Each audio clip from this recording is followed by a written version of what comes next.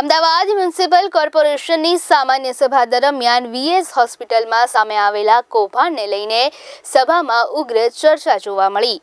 વિપક્ષ કોંગ્રેસે સરકાર અને કોર્પોરેશન સામે અનેક ગંભીર પ્રશ્નો ઊભા કર્યા અને 8 મુખ્ય મુદ્દાઓ પર ચર્ચા કરતા આંદોલનનું રૂપ ધારણ કર્યું.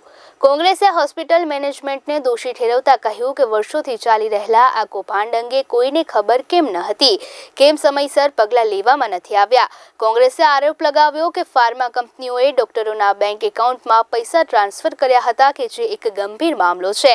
તેમનું કહેવું છે કે માત્ર ડોક્ટરોને સસ્પેન્ડ કરીને આખી જવાબદારીમાંથી પીઠ છૂટવી એ યોગ્ય નથી.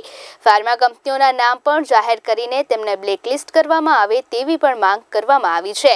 તેમજ જે રકમ ડોક્ટરોના ખાતામાં જમા થઈ તે પણ સરકાર વસૂલે તેવી પણ હવે માંગ ઉઠી છે. આ તમામ મુદ્દે સ્ટેન્ડિંગ કમિટીના ચેરમેન દેવાંગ દાણીએ કહ્યું કે વીએસ હોસ્પિટલ એ એક પ્રતિષ્ઠિત સંસ્થા છે અને અહીં એથિકલ કમિટી હેઠળ કામકાજ થાય છે.